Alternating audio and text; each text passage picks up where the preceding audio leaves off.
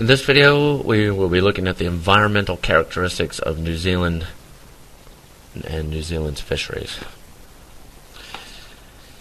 New Zealand's fishing zone is essentially the exclusive economic zone. Alright, this is what we're responsible for. And there are geographical, physical, and biological consequences to being in that zone. So here's the New Zealand region: Kermadec Islands, Chatham Islands, Bounties, Antipodes, Campbell, Auckland, Snares, the North and South Island, and going from the Kermadecs all the way down to the Campbells, you can see there's a big range in latitude, and of course that is going to make a big difference in what sort of environment there is surrounding these vastly different areas.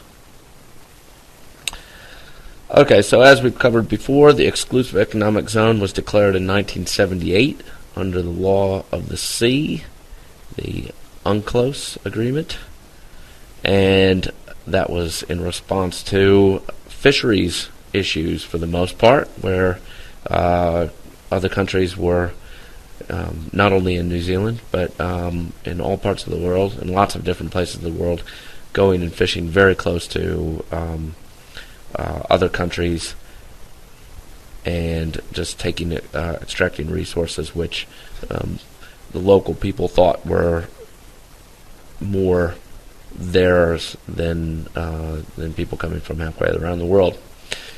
And that is a 200 nautical mile zone right around the New Zealand coast. It's the fourth largest in the world, or the fifth largest, depending on whether you include some of the territories that are New Zealand administered up in the Pacific, in the tropical Pacific. And they recognized a lot of deep water potential when that exclusive economic zone was put into place. So here's what our exclusive economic zone looks like.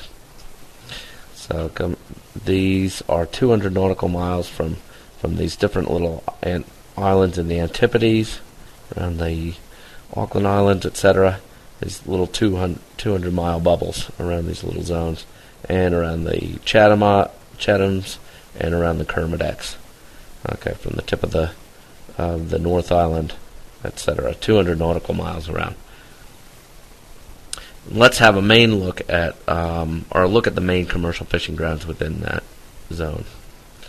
Okay, so the continental shelf just surrounds all of the main islands, and that's out to 130 meters of depth, and it can be anywhere from 2 nautical miles or even less down here, where it just drops off.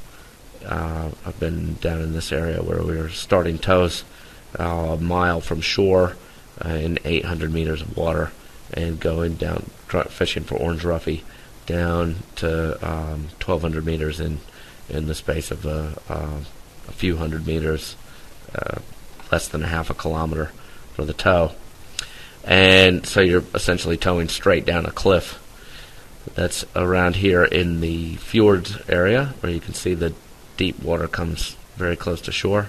Other places it'll extend 130 or 30 miles offshore before it gets quite deep.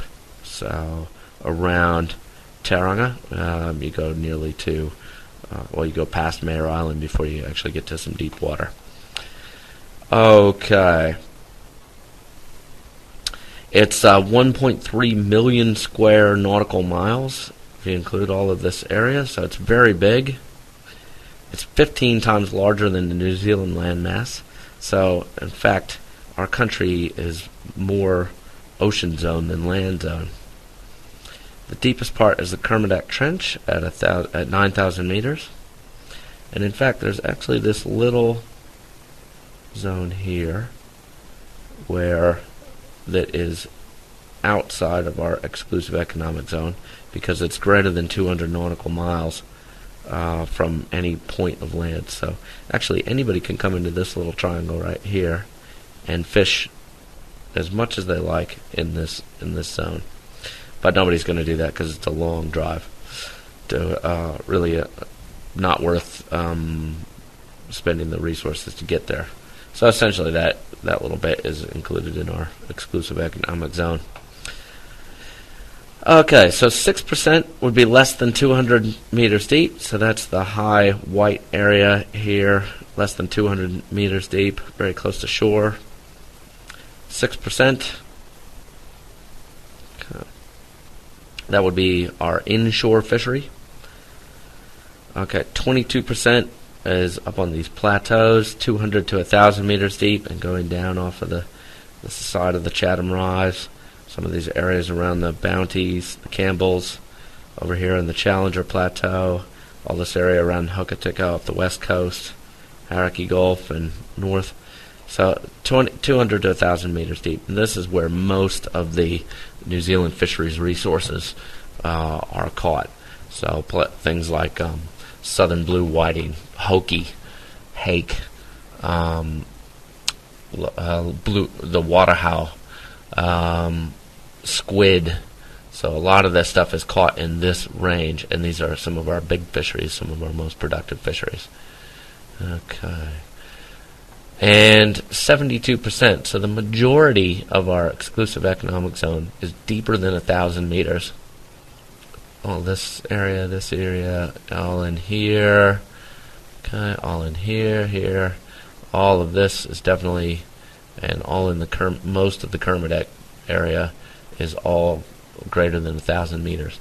And so it's too deep to trawl, so most of what we catch there is migratory species like tuna, broadbill, sharks, and other associated pelagic fish that just swim around and get caught with long lines.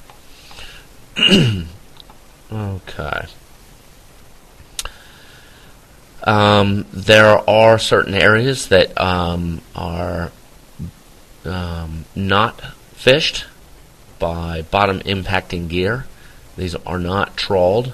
Okay, so we have about a third of the exclusive economic zone covered in trawler exclusion areas. Okay, so these are called benthic protection areas. All the way, the whole of the Kermadec area is not allowed. You're not allowed to fish with anything that will impact the bottom, including bottom long lines and trawls. Okay, so now if you look at this, the rest of this area, so that was always a marine protected area. That was always a benthic protected area. Now the fisheries industry has voluntarily closed off all of this area, these deep water areas, to fishing, but most of them, if you'll notice, are in the deep, well and truly deeper than 1,000 meter zone, where no trawling was going on anyway. So they could still longline in all of these areas. So really, it was a concession that was essentially meaningless for the fishery.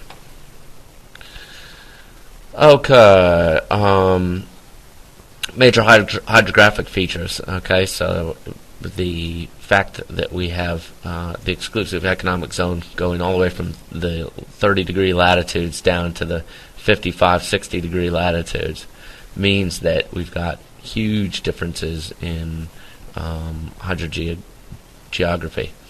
And so we have water that is warmer and very much colder, and we have a lot of different currents moving that water around and causing upwelling in certain areas, and the opposite in other areas. So we have the mid-Tasman convergence here with the East Australian current, the Westland current coming up. We get the Tasman current, which interestingly brings in lots and lots of crayfish from Tasmania, brings in a lot of crayfish larvae settling Purulus, and they bring it in, so we get a very good restocking of our crayfish fishery, provided there are a few breeding in Tasmania.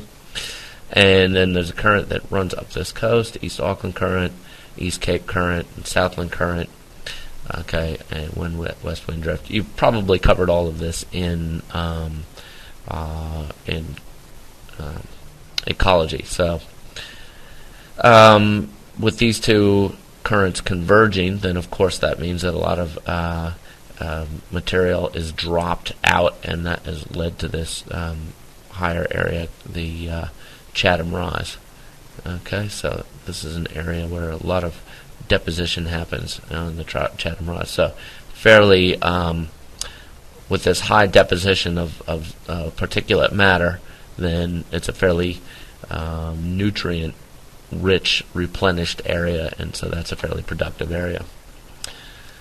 Okay, so we've got a continental slope running all the way to deep seabed, so we've got lots of different depth ranges and depth bands and types of benthos, so all of those are going to support different fisheries. We've got the 5 plateaus or rises okay, up to the shelf, and those are things like the Campbell Plateau, the Chatham Rise, the Snares and Antipodes area, the rises around there. Okay, we've got the 5 circulating water masses, which is those currents we've already looked at. Large differences in heating and sunlight hours. Okay, so large differences in temperature. And all of these things are going to, of course, impact on what fish you would expect to see in those habitats. And much more wind and storm activity in the higher latitudes. So up in these areas, it's going to be much windier and stormy. You've probably heard of the roaring 40s and the frightening 50s in terms of being on the ocean down here. So big seas, lots of wind, very constant wind, and up here you get the tropical highs, and you can have some a lot less storm and wave action. Okay, so you'll get into that a little bit more in the 3rd year, but when you have much higher wind activity, you can get more mixing, which can lead to potentially a lot more nutrient availability and better fishing production. Alright, so let's look at some of the physical factors about what makes an area productive for fisheries. Okay. Alright. In general, you can say that high seas, open oceans, have few nutrients and very little fish life. Most everything that is suspended in the water column tends to settle out, and as it settles down in the open ocean, it goes down to the depths where there's very little sunlight, and so it can't be used by photosynthetic organisms to start the bottom of the food chain. So if we look at the difference between an open ocean with this school of bluefin tuna, and you can see 60, 70 meters in the distance with all these fish still swimming up, compared to something that looks like Pilot Bay here. Essentially what you're looking through here that's clouding the water is all tiny little phytoplankton. These are little microscopic plants that are photosynthesizing and growing, and they're able to do that because in the shallow inshore water, all that those nutrient, that suspended sediment and suspended particulate matter doesn't sink out of the area where there's sunlight, which is known as the euphotic zone, and is available for recycling. Over here, the phytoplankton have very little nutrients to utilize, and so there are less of them there. And because there are less of them there, then the animals don't have that phytoplankton to eat, and these ones don't have as much to eat. So they have to be migratory, swim through a lot of area that's empty before they can find their patchy food sources. Alright, so very good for filter feeders, not so good for filter feeders. Okay. Remember, animals don't eat nutrients. They eat other organisms. Only algae and plants eat nutrients, and bacteria, of course. And little things like the microbial life can absorb nutrients, but animals don't absorb nutrients. So never say when you're writing that there are less nutrients for animals to eat. Okay, productivity. So the inshore fishery is reliant on species found in shallow waters off the coastal shelf. Offshore and deep water fisheries dependent on demersal species located on plateaus or rises. So these tend to be things like hoki, hake, the orange ruffy, Oreo dory. They're all demersal associated with the bottom. And up here we've got things like snapper, snapper, tutakihi, kingfish. We do get a lot of schooling pelagics like kahawai and jack mackerel and the like, but those are shallow water fish. And then the squid fishery, which is a big by volume in terms of our total catch. That's tended to be in areas where there's a lot of upwelling, so bringing nutrients up from the deep in order to, and when they come up from the deep, it supports a high phytoplankton growth, and then animals can feed on the phytoplankton and up through the food chain. Okay, so to summarize and to test yourself, if you can answer these questions and look into this even a little further, that should help you review for the exam. Thank you.